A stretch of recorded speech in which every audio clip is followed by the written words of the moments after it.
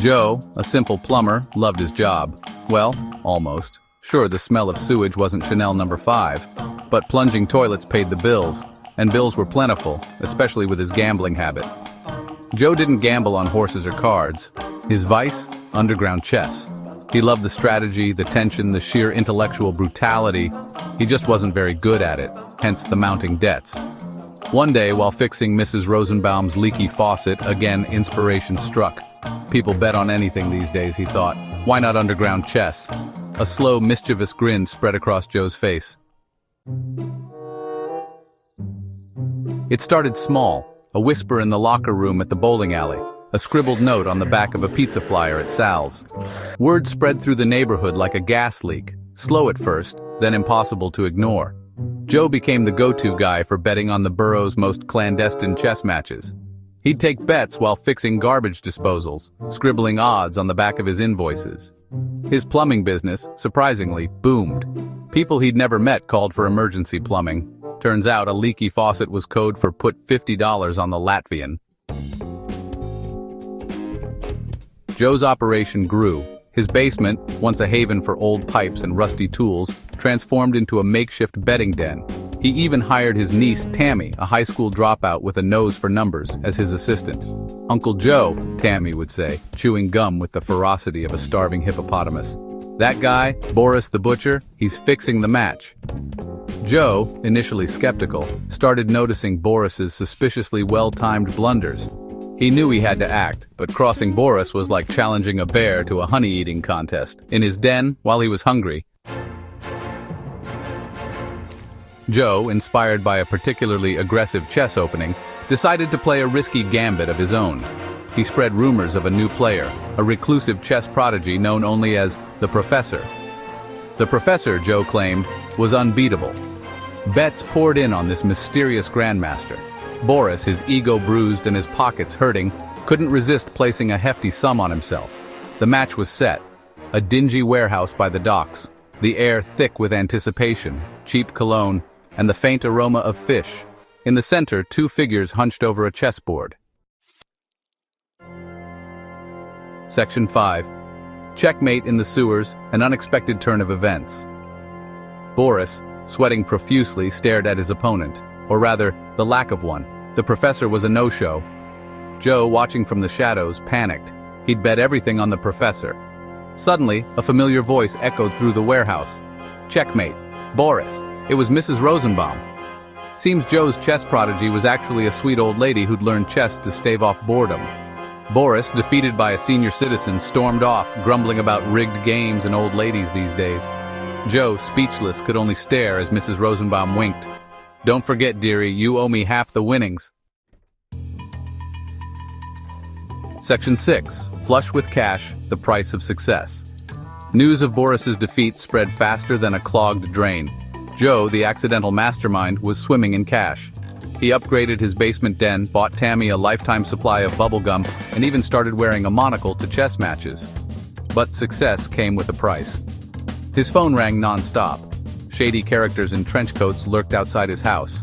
He hadn't seen the inside of a sewer in weeks. One day, while enjoying a cucumber sandwich and tea, pinky out naturally, two men in pinstripe suits arrived at his door. Mr. Joe, one said, we're from the IRS. Joe choked on his cucumber sandwich. Section 7. Queen's Sacrifice, Joe's Moral Dilemma. The IRS agents, it turned out, were big fans of underground chess. They had been following Joe's bookmaking operation for months, intrigued by his strategic mind and his ability to predict outcomes with uncanny accuracy. They saw potential in him, not just as a bookie, but as someone who could navigate the murky waters of the city's underworld. They proposed a deal. Joe would become their inside man, using his bookmaking operation to gather information on the city's shadiest characters. In return, they promised him immunity from prosecution and a chance to keep his business running smoothly, albeit under their watchful eyes.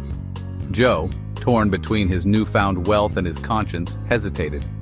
The offer was tempting, but it came with a heavy price. He had built his empire on trust and loyalty, and becoming a snitch would shatter that foundation. Yet, the fear of losing everything he had worked for gnawed at him.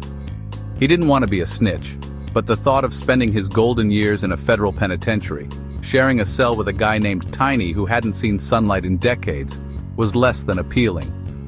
The image of cold gray walls and the loss of freedom haunted his thoughts. He needed a sign, something to tip the scales and help him make the right decision. He had always relied on his instincts, but this time the stakes were higher than ever. He looked down at his hand, still clutching the cucumber sandwich. It was a simple thing, but in that moment it felt like a lifeline, a connection to a simpler time, before the weight of his choices had become so heavy. The cucumber, he realized, was shaped like a queen chess piece. It was a strange coincidence, but it sparked a memory deep within him. A queen's sacrifice, he muttered, remembering a particularly brutal chess match. The queen, the most powerful piece on the board, sometimes had to be sacrificed for the greater good. It was a risky move, but one that could turn the tide of the game. He knew what he had to do. The decision was clear now. He would make the sacrifice, not for himself, but for the greater good. It was time to play the game of his life, and he was ready to make his move. Section 8, Endgame, the final showdown. This was the moment everyone had been waiting for, the culmination of months of planning, strategy, and sheer willpower. The stakes had never been higher.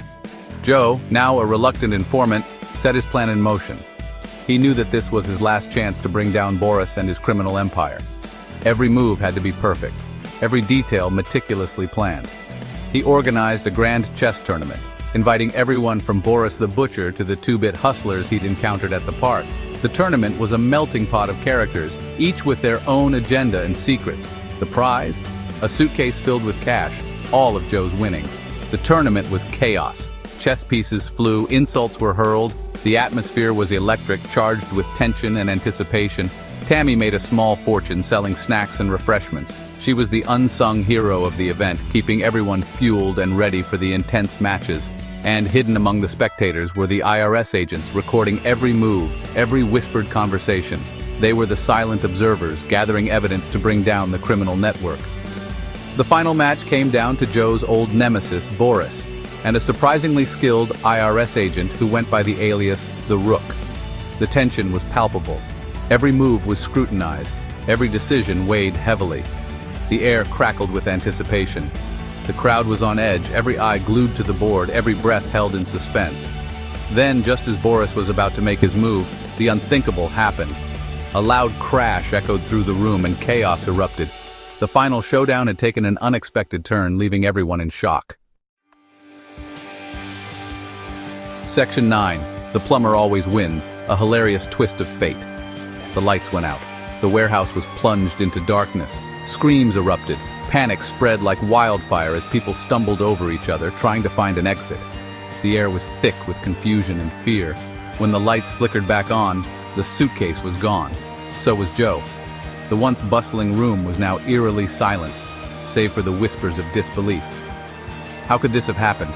The only evidence he'd ever been there was a note pinned to the wall, a single chess piece drawn on it. A king.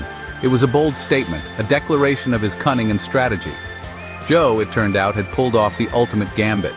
He had orchestrated every detail with the precision of a grandmaster. His plan was flawless and his execution impeccable. He'd staged the entire tournament as a distraction. The chess match was merely a smokescreen, a way to keep everyone's eyes off the real prize.